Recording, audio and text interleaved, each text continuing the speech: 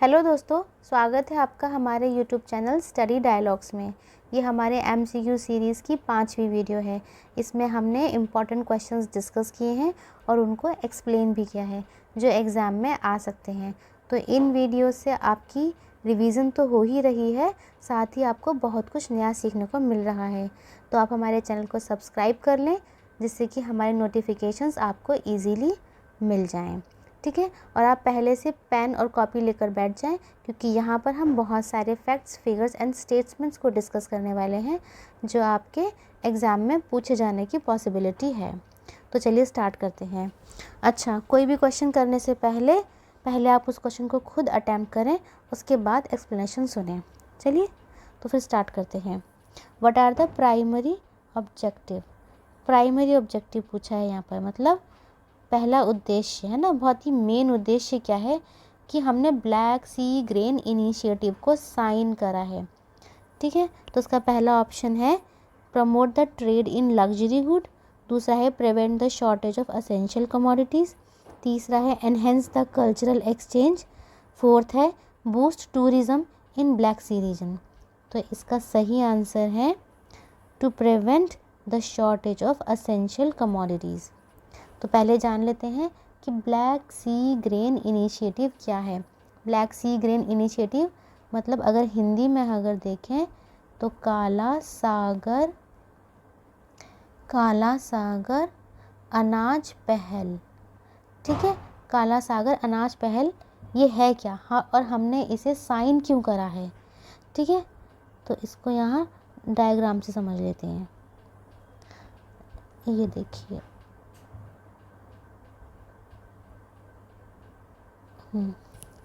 तो देखिए अगर ये ब्लैक सी है ना, ये क्या है, ये है ब्लैक सी। तो पहले इसकी नेबरिंग वो देख लेते हैं, नेबरिंग कंट्रीज़ कौन सी हैं। ब्लैक सी के ऊपर नॉर्थ में है यूक्रेन, इधर की तरफ है रशिया, इधर है जॉर्जिया, नीचे क्या है, ये है टर्की जिसको टर्की ये बोलते हैं, है ना, और ये है रोमानिया, और नीचे वाला है बल्गेरिया। तो ये ब्लैक सी है और ये इसकी नेबरिंग कंट्रीज़ हो गई। अब देखिए, अब ये मुद्दा है क्या, ब्लैक सी ग्रीन इनिशिएटिव आया कहाँ से? तो जब रशिया ने यूक्रेन पर हमला करा था ना, ठीक है, तभी से उसके कुछ टाइम से ही क्या हुआ कि यहाँ से यूक्रेन के जो पोर्ट्स हैं वहाँ से उसका एक्सपोर्ट जाना बंद हो गया। एक्सपोर्ट जाना मतलब क्या है कि उसकी जो शिप में जो एक्सपोर्ट जाते थे ना, अमेरिका के लिए, अफ्रीका के लिए और एशिया के लिए, है ना, एशिया के लिए, यहाँ से अफ्रीका के लिए, और यहाँ देखें तो अमेरिका के लिए जो भी एक्सपोर्ट जाया करते थे तो वो रुक गए। अब यूक्रेन जो है वो क्या कहा जाता है, वो कहा जाता है वर्ल्ड का ब्रेड बास्केट कहा जाता है। मतलब यूक्रेन में सबसे ज़्यादा वीट का प्रोडक्शन होता है।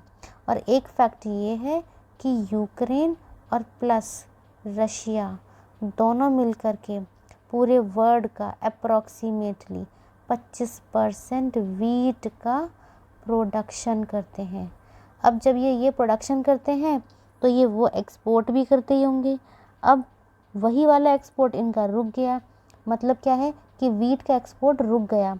तो वीट का एक्सपोर्ट रुक गया तो फिर क्या हुआ कि वर्ल्ड में वीट की या फूड सप्लाई की, फूड कमोडिटी की सप्लाई कम होने लगी। सप्लाई कम होने लगी तो क्या हुआ, इस चीज़ से इन्फ्लेशन मतलब महंगाई हो गई।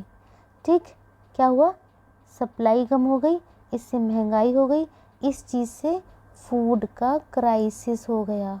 वर्ल्ड में फूड का क्राइसिस होने लगा और हंगर का ख़तरा फैलने लगा। ठीक है, तो कितनी सारी प्रॉब्लम्स होने लगी कि पूरा वर्ल्ड जो है ना, चाहे वो अमेरिका हो या अफ्रीका हो या एशिया हो, हर जगह फूड की क्राइसिस होने लगी, हर जगह फूड महंगा होने लगा। तो फिर इसीलिए इस संकट को हटाने के लिए यूक्रेन, रशिया, टर्की और यूनाइटेड नेशन, कौन कौन आए, ये लोग आए, यूक्रेन, रशिया, टर्की और यूनाइटेड नेशन, ये चारों मिलकर आए और इन्होंने एक एग्रीमेंट साइन करा जिसका नाम था ब्लैक सी ग्रेन इनिशिएटिव। इसीलिए इस नाम में ग्रेन वर्ड आ रहा है। ग्रेन मतलब क्या है कि भैया अनाज जो है ना, और एसेंशियल कमोडिटी है, उसको प्लीज़ आने दो, उसका एक्सपोर्ट होने दो और वर्ल्ड को भूख से बचा लो और फूड क्राइसिस मत होने दो। तो यही है, क्या है, ब्लैक सी ग्रेन इनिशिएटिव। तो अब अगर हम दोबारा से इसके ऑप्शंस को देखें तो यहाँ क्या लिखा है, हमारा ये आंसर क्यों है, क्योंकि हमने यहाँ पर शॉर्टेज होने से बचाई है एसेंशियल कमोडिटी की। लग्जरी गुड्स से कोई लेना देना नहीं है, कल्चरल एक्सचेंज से कोई लेना देना नहीं है और टूरिज़्म से कोई लेना देना नहीं है। तो इसीलिए हमने ब्लैक सी ग्रेन इनिशिएटिव को साइन करा है। समझ गए, पूरी दुनिया को भूख से बचाने के लिए करा है। और एसेंशियल कमोडिटी में सिर्फ वीट या फिर फूड स्टफ्स ही नहीं आता, इसके साथ साथ इसमें फर्टिलाइज़र, ठीक है, इसके साथ साथ इसमें क्या आता है, इसमें फर्टिलाइज़र आता है और अमोनिया आता है और बाकी चीज़ें आती हैं जो एसेंशियल थिंग्स में आती हैं। ठीक है, तो आशा करती हूँ ये क्वेश्चन आपको समझ में आ गया होगा। चलिए नेक्स्ट क्वेश्चन देख लेते हैं। नेक्स्ट क्वेश्चन है which of the following statement is correct. यहाँ करेक्ट बताना है, करेक्ट क्या है रिगार्डिंग द येलो फीवर। तो फर्स्ट ऑप्शन है it is caused by bacteria. Second है there is no vaccine available for yellow fever. Third है yellow fever is transmitted by mosquito bite. Fourth है none of the above. चलिए अब इसका सही answer देख लेते हैं। इसका सही आंसर है कि yellow fever is transmitted by mosquito bite. Yellow fever जो है वो मॉस्किटो बाइट से होता है, ये सही स्टेटमेंट है। अच्छा, ये क्या ये बैक्टीरिया से होता है? नहीं, ये बैक्टीरिया से नहीं होता, ये वायरस से होता है। कौन सा वायरस? आर्बो वायरस से होता है। There is no vaccine available for yellow fever, नहीं इसके लिए तो वैक्सीन है, तो ये गलत हो गया। ठीक है, अब ये सही है कि yellow fever transmitted by mosquito bite. जी हाँ, ये मॉस्किटो बाइट से ही होता है और उस मॉस्किटो का नाम है एडीज इजिप्टी। ठीक, एडीज इजिप्टी, और ये है फीमेल मॉस्किटो, ये दिन में काटता है मच्छर। ठीक, अच्छा, अब ये जो मॉस्किटो है ना, ये वेक्टर का काम करता है। वेक्टर का मतलब क्या है? वेक्टर का मतलब हुआ कि ये वाहक का मतलब, अब देखिए अगर यहाँ पर एक इंसान है, ठीक है, और इसको येलो फीवर हो रखा है, ठीक है, अब यहाँ पर एक हेल्दी इंसान है, इसको नहीं है, तो जब ये दोनों कांटेक्ट में आएंगे तो इस इंसान से येलो फीवर इस इंसान को नहीं होगा। कब होगा? जब एक मच्छर पहले इसको काटेगा, फिर सेम मच्छर इसको इसने काट लिया, इसका ब्लड इसने सक कर लिया, खून चूस लिया इसका। अब सेम जब ये मच्छर यहाँ पर जाएगा, फिर ये मच्छर इसको काटेगा और इस वायरस को इसके अंदर इंसर्ट कर देगा, तब जाके इसको ये वाला हो जाएगा। तो अब ये जो मॉस्किटो है इसने कैसा काम करा? इसने एक वेक्टर का काम करा। ठीक है, और ये मच्छर दिन में काटता है, ये बात याद रखने वाली है, इसको याद रखना। और एडीज इजिप्टी है ये, ठीक है, ये इम्पॉर्टेंट है, इसको कॉपी में नोट कर लेना। चलिए नेक्स्ट क्वेश्चन देखते हैं। नेक्स्ट क्वेश्चन है which of the following become world's first net zero carbon emitter by 2030। इनमें से कौन सा दुनिया का पहला नेट ज़ीरो कार्बन एमिटर बनेगा 2030 तक? तो क्या इंडियन रेलवे बनेगा, या एनटीपीसी बनेगा, या एमएसएमई, या कोई भी नहीं? तो अब इसका आंसर देख लेते हैं। इसका आंसर है इंडियन रेलवेज़ बनेगी। 2030 तक Indian Railways net zero carbon emitter बन जाएगी। अब ये नेट ज़ीरो कार्बन एमिशन होता क्या है? नेट ज़ीरो वर्ड जहाँ पर भी आ जाए उसका मतलब होता है कि जितनी भी कार्बन हमने रिलीज़ करा एटमॉस्फेयर के अंदर, हमने जितना भी कार्बन डाइऑक्साइड छोड़ा, उतने ही कार्बन डाइऑक्साइड को हम लोग एब्जॉर्ब भी कर लें। तो ये हो गया नेट, मतलब हमने यहाँ पर उसको न्यूट्रलाइज करना है, उस कार्बन को हमने क्या करना है, न्यूट्रलाइज करना है। यहाँ पर एक बहुत बड़ा कन्फ्यूज़न ये होता है कि ये कुछ लोग ऐसा समझते हैं इसको कि हमने कार्बन को एमिट करा ही नहीं है। नहीं, ऐसा नहीं है, कार्बन एमिट होती है, कार्बन खूब एमिट होती है, लेकिन उतनी ही अमाउंट की कार्बन को एटमॉस्फेयर में से एब्जॉर्ब कर लिया जाता है। जब सेम अमाउंट ऑफ कार्बन को एमिट करा और सेम अमाउंट ऑफ कार्बन को एब्जॉर्ब भी कर लिया, तो उस चीज़ को हम बोलते हैं नेट ज़ीरो कार्बन। ठीक है, मतलब हमने रिलीज़ तो करी लेकिन उतनी ही हमने एब्जॉर्ब भी कर ली, मतलब इक्विलिब्रियम में ले आए, इक्वल अमाउंट कर लिया। तो एक तरह से हमने कुछ भी प्रोडक्शन करते हुए हमने कार्बन एमिट नहीं करी, जो लेवल पहले था वो आज भी है। ठीक है, तो यहाँ पर नेट कार्बन एमिशन का मतलब समझ में आ चुका है। चलिए नेक्स्ट क्वेश्चन देखते हैं। नेक्स्ट क्वेश्चन है, what is the main source of political power in India. Main source क्या है हमारे देश में, पॉलिटिकल पावर का मेन सोर्स पूछा है यहाँ पर। तो ये तो लॉजिक से भी हो सकता है अगर देखा जाए तो। चलिए ऑप्शन पढ़ते हैं, the people, the constitution, the parliament या फिर द प्रेसिडेंट। अब इसका सही आंसर है द पीपल। आपने प्रियम्बल में सबसे पहले क्या पढ़ा होगा, सबसे पहली लाइन में लिखा हुआ है we the people of India. अगर हिंदी में देखें तो हम भारत के लोग, है ना, ऐसा करके लिखा हुआ है, हम भारत के लोग संविधान का ऐसा स्वरूप को हम लोग क्या करते हैं, अपने आप को अर्पित करते हैं, है ना। वहाँ हमने बहुत सारे अपने लिए आइडियल्स एंड गोल्स रखे हुए हैं, रखे हुए नहीं रखे हुए, we the people of India, मतलब हम ही सबसे बड़ी पावर हैं। तो यहाँ लोग जो है ना, लोग वो सर्वोपरि हैं, ना कि कोई सरकार, क्योंकि यहाँ पर हम लोग हैं, हम लोगों ने ही क्या करा है, अपने रिप्रेजेंटेटिव भेजे हैं, अपने रिप्रेजेंटेटिव भेजकर हमने क्या करा है, अपनी गवर्नमेंट को चुना है ना। और अगर हमें ये गवर्नमेंट पसंद नहीं आती तो हमारे पास ये शक्ति है कि फिर अगले 5 साल में जब भी इलेक्शन होंगे तो हम उस सरकार को गिराकर नई सरकार चुन सकें, न्यू गवर्नमेंट चुन सकें। तो यही हमारी क्या हुई, यही हमारी पॉलिटिकल पावर हुई। और वो पॉलिटिकल पावर किसके पास हुई, वी द पीपल, हमारे पास हुई, हम लोगों के पास हुई। तो हम लोग क्या हैं, सर्वोपरि हैं यहाँ पर। ठीक है, तो ये तो बहुत ईजी है। मेन सोर्स क्या है पॉलिटिकल पावर का, the people.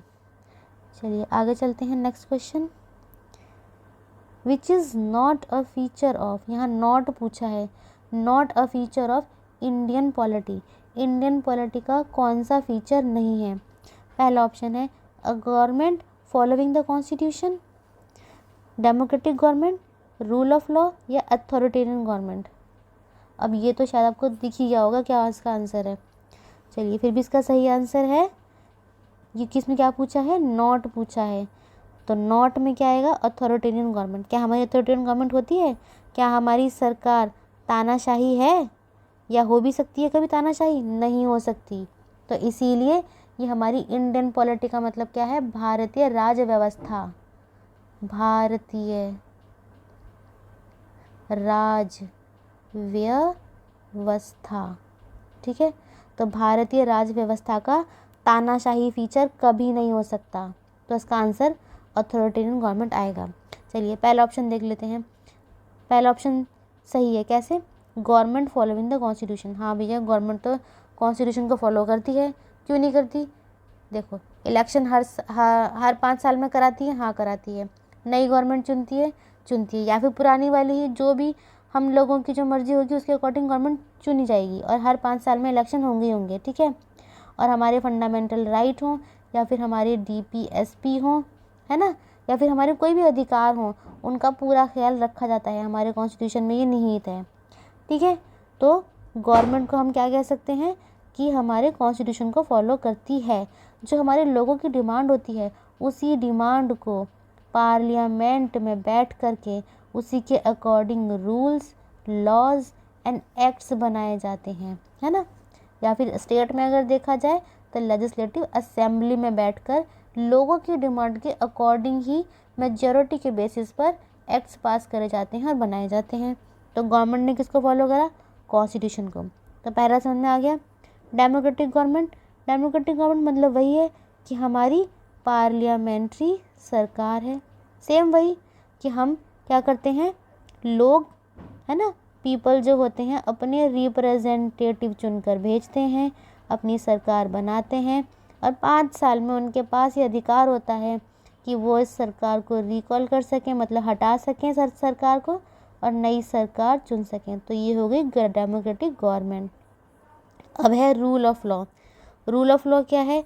Rule of law का मतलब है कि लॉ की नज़रों में हर इंसान इक्वल है, किसी के लिए कोई भी प्रिविलेजेस नहीं है ना। इक्वलिटी को मेंटेन करने के लिए प्रिविलेजेस का नहीं होना ज़रूरी होता है, सबके लिए समान अधिकार हैं, ऐसा हमारे कॉन्स्टिट्यूशन में लिखा हुआ है और हमारी पूरी डेमोक्रेसी रूल ऑफ लॉ पर टिकी हुई है। ठीक, तो चलिए ये क्वेश्चन आशा करती हूँ आपको समझ में आ चुका होगा। नेक्स्ट क्वेश्चन देखते हैं। नेक्स्ट है, A fertile soil suitable for growing common crops is likely to have pH value. Fertile soil का मतलब क्या है? उपजाऊ मिट्टी। यहाँ उपजाऊ मिट्टी या उपजाऊ भूमि की बात हो रही है। उपजाऊ मिट्टी का pH वैल्यू पूछी है। तो ऑप्शन इसका 3, 4, 3 से 7 या 9 से 7, बताइए क्या है। चलिए इसका आंसर है सही सी, 3 से 7 होता है। अब आपको पता होगा pH स्केल 0 से शुरू होता है और 14 पर होता है, बीच में आता है 7 जो कि होता है क्या? न्यूट्रल। 7 pH अगर है जो कि वाटर का pH होता है, वो न्यूट्रल होता है, ना ही वो एसिडिक होता और ना ही वो बेसिक। 7 से इधर वाली अगर pH वैल्यू है तो वो एसिडिक वो वैल्यू है उसकी, और अगर 7 के बाद है तो वो है बेसिक। ठीक है, अब 0 से लेके फिर यहाँ 1, 2, 3, 4 ऐसे करते करते 7 तक। तो हमारी मिट्टी को अगर उपजाऊ होना है तो 3 से लेकर के 7 तक, कहाँ से कहाँ तक? 3 से 7 का अगर pH है तो वो मिट्टी क्या है? वो मिट्टी फर्टाइल होती है। ठीक है, तो मतलब मिट्टी का हल्का सा एसिडिक होना ज़रूरी है फर्टिलिटी के लिए। फर्टिलिटी मतलब उपजाऊ शक्ति के लिए 3 से 7 pH होता है। तो ये इंपॉर्टेंट पॉइंट उसको नोट कर लो फटाफट। चलिए नेक्स्ट क्वेश्चन देखते हैं। ये है which of the following is most productive soil. ये भी वही है कि उपजाऊ सॉइल कौन सी होती है। अब आप बताइए, इसके ऑप्शन है red soil, black soil, alluvial soil या कैलकेरियस सॉइल। इसका आंसर देख लेते हैं। इसका आंसर है एलुवियल सॉइल। एलुवियल सॉइल मतलब जिसको हम कछारी मिट्टी कहते हैं। ठीक है, अब देखते हैं एलुवियल सॉइल होती क्या है, या जलोढ़ मिट्टी बोलते हैं इसको, हम बोलते हैं जलोढ़ मिट्टी। क्या बोलते हैं? जलोढ़ मिट्टी। ठीक है, चलिए अब देखते हैं ये एलुवियल सॉइल होती क्या है। अब देखिए, ये अगर इंडिया है, अगर हम इंडिया बनाएं तो हमें एलुवियल सॉइल कहाँ कहाँ मिलती है। एलुवियल सॉइल जो होती है वो जैसे नदी है, ये गंगा नदी अपने साथ जितने भी सेडिमेंट लाती है, मतलब पहाड़ों के कटाव से, उसके इरोजन से, उसके जो सेडिमेंट ला रही है ना, और उसके अपने साथ जो मिनरल्स ला रही है, वो यहाँ रास्ते में डिपॉजिट करती चली जाती है यहाँ पर। इसी तरह से ब्रह्मपुत्र नदी है, वो यहाँ पर आती है, तो इसके साथ वाला एरिया, इसके साथ वाला एरिया, ये सारा एरिया क्या हो गया? ये एलुवियल सॉइल का रीजन हो गया, यहाँ से लेके यहाँ तक का। क्यों? क्योंकि यहाँ की जो नदियाँ हैं वो अपने साथ क्या लाई हैं? वो सेडिमेंट लाई हैं, मिनरल्स लाई हैं, पहाड़ों से काट कर। पहाड़ों में क्या होते हैं? मिनरल्स होते हैं, है ना, बहुत सारे, नाइट्रोजन, फॉस्फोरस, न जाने क्या क्या। तो ये पूरा एरिया किसका हो गया? एलुवियल सॉइल का आ गया। तो एलुवियल सॉइल को हम ये भी कह सकते हैं कि नदी जो काट के ला रही है। अब नदी अगर यहाँ देखें, पेनिनसुलर यहाँ देखें ना, तो यहाँ पर भी वो क्या बना रही है? अपने साथ डेल्टा बना रही है। तो इस वाले रीजन में क्या बन गया? डेल्टा। तो इधर का थोड़ा मोटा रीजन होता है कोस्टल रीजन का, ये भी एलुवियल सॉइल का होता है। यहाँ थोड़ा पतला सा होता है। तो जहाँ पर भी नदी होगी, नदी अपने साथ सेडिमेंट लाएगी, उसको डिपॉजिट करेगी, उसका वो वाला पूरा एरिया, पूरा बेसिन क्या हो जाएगा, एलुवियल सॉइल कहलाएगा। और एलुवियल सॉइल में क्या होते हैं, मिनरल्स होते हैं, तो वहाँ की मिट्टी पूरी उपजाऊ हो जाती है। बस यही एलुवियल सॉइल है। ठीक है, चलिए आगे चलते हैं। नेक्स्ट क्वेश्चन है, it will be true to classify India as. अब इंडिया को किस तरह से हम क्लासीफाई कर सकते हैं बताइए। पहला ऑप्शन है फूड डेफिसिट इकोनॉमी, या लेबर सरप्लस इकोनॉमी, या ट्रेड सरप्लस इकोनॉमी, या कैपिटल सरप्लस इकोनॉमी। इसका आंसर देख लेते हैं। इसका आंसर है labour surplus economy. Labour surplus economy क्यों है, देखिए सबसे पहले अभी इंडिया क्या है, मोस्ट पॉपुलस कंट्री बन चुका है, ये आपको पता ही है। इंडिया की पॉपुलेशन सबसे ज़्यादा है, फर्स्ट है पूरा वर्ल्ड में पॉपुलेशन की अगर नज़र से देखें तो। ठीक है, अब इंडिया में क्या है, रिसोर्सेज जो हैं वो उतने नहीं है जितनी इसकी पॉपुलेशन हो चुकी है। रिसोर्सेज नहीं है तो क्या है, इसके अंदर एजुकेशन भी बहुत कम है, मतलब इलिटरेसी है ना। इलिटरेसी मतलब अनपढ़ता ज़्यादा है। ठीक है, अब अनपढ़ता ज़्यादा है तो क्या हुआ कि यहाँ पर स्किल्ड लेबर बहुत कम है। स्किल्ड लेबर फोर्स जो है वो बहुत ही कम है, मतलब अनस्किल्ड लेबर फोर्स है।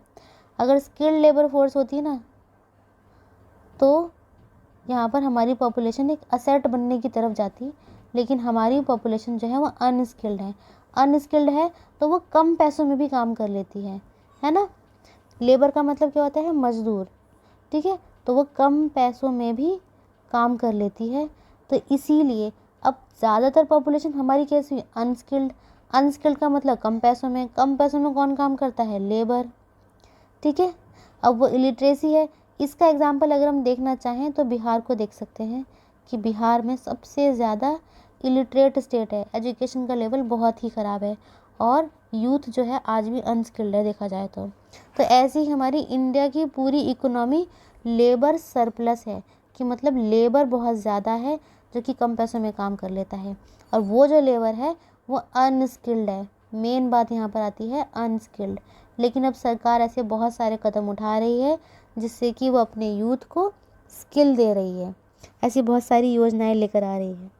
ठीक है, तो मैं आशा करती हूँ आपको ये 8 क्वेश्चंस जो हैं अच्छे से समझ में आए होंगे, इनका पूरा क्रक्स समझ में आ गया होगा। तो फ्रेंड्स, अगर आपको हमारे अपडेट रहना है, हमारे चैनल को सब्सक्राइब करें जिससे कि आपको नोटिफिकेशन मिलते रहें। और हाँ, इन 8 क्वेश्चन में आपको कहीं भी कोई भी डाउट है तो आप हमें कमेंट सेक्शन में बताएं। ठीक है, और हमारी वीडियो को लाइक करें और अपने फ्रेंड्स के साथ ज़्यादा से ज़्यादा शेयर करें। तो मिलते हैं नेक्स्ट वीडियो में। Happy learning.